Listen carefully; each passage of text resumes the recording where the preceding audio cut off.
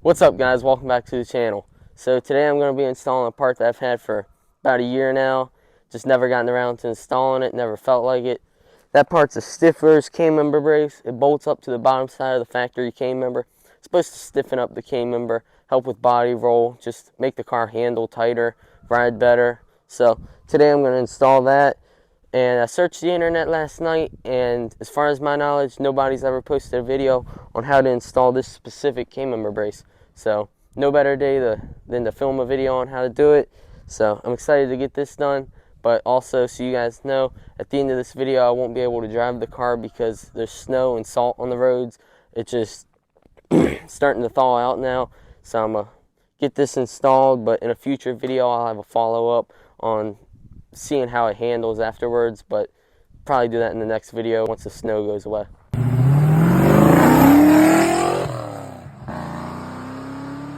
I got the car up on the ramps and I got the hood popped to allow some extra light to get down underneath the car.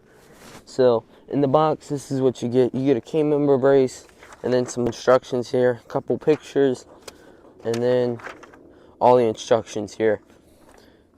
Then you get a bolt kit that's saran wrapped to the brace. Let's see if I can get this off here.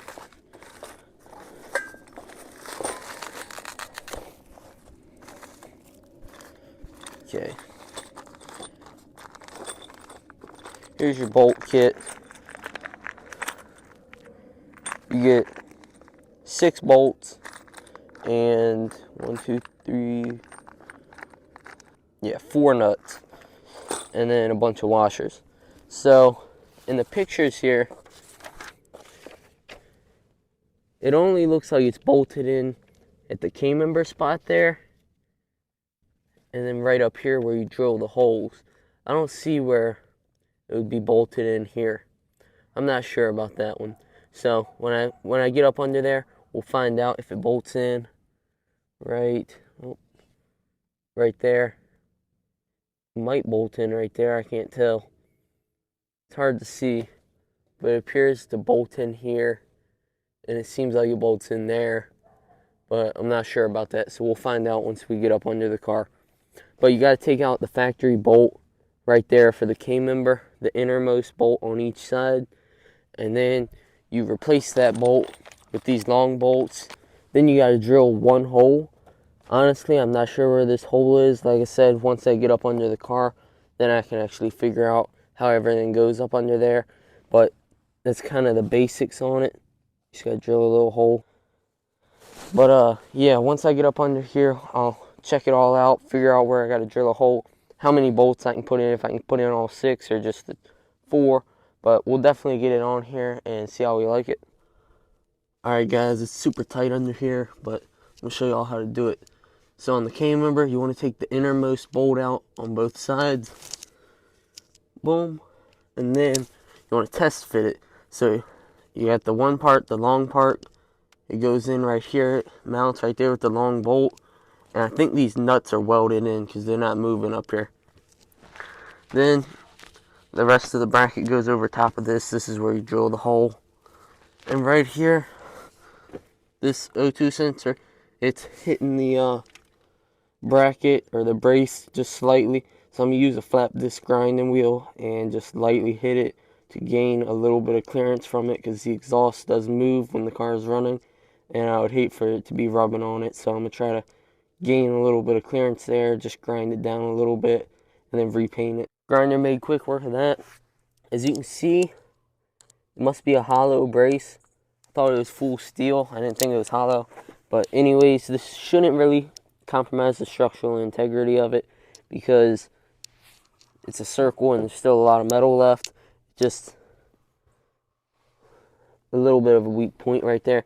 But honestly, I don't think anything's going to happen to it. I think it's fine. And if the car flexes that much, then something's terribly wrong. So I test fitted on the car and it was still super close. So I said screw it, hit it with the grinding wheel again. Now I got a pretty big hole. But at the end of the day, that car, it's got holes everywhere in the frame from where Ford just decided to put a random hole there.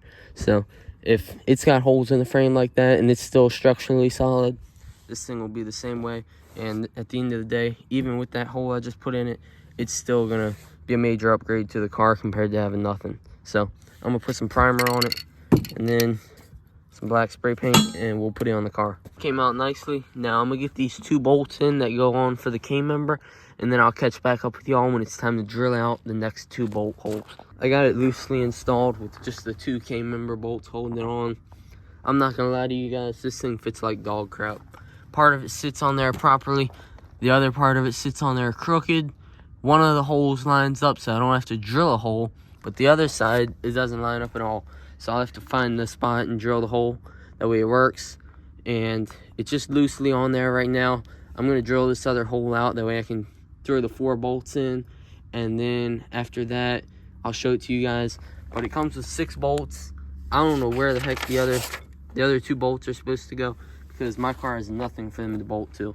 It's just like trying to bolt it to nothing. So I'm gonna install the other 2 bolts real quick and I'll show it to you guys. I got it all installed, torqued to spec. Let me show it to y'all. There it is from the front side. I just put in the K-member bolt, then the bolt right there. I had to drill out a new hole right there in the K-member. Then on this side, there was already a hole that worked perfectly on the K-member, and then just use that K-member slot with the bolt hole and the nut on top. Worked perfectly. I'm not gonna lie, it fits pretty rough. It's kind of crooked, but I was able to get it on there. It clears everything pretty well. I'm gonna start the car, let it run, make sure everything's good with that O2 sensor up there. It's super close, but I think everything's gonna be all right. It looks good. I think it's definitely gonna help everything out when it comes to body roll, everything like that. Suspension geometry, you can see it from the bottom side right there with the new bolt. It's really nice. So I'm gonna start this thing up, make sure everything's fine, and probably park it because I can't drive it right now. Everything's good, no issues. The O2 sensors are a little close down there, but we have clearance, at least sufficient clearance. As you can see, in between the header right there, there's 2 bolt holes. It's like that on each side. There's nowhere to screw the bracket in down there, or the brace. There's nowhere to screw the brace to the K-member or anything down there. There's nothing for those. So I'm not sure why there's that part of the brace with brackets like that to bolt it in. And I'm not sure why I came with 2 extra bolts. My K-member, it might be different than somebody else's. Not sure about that. I'll leave that one up to Stifflers on why it's like that.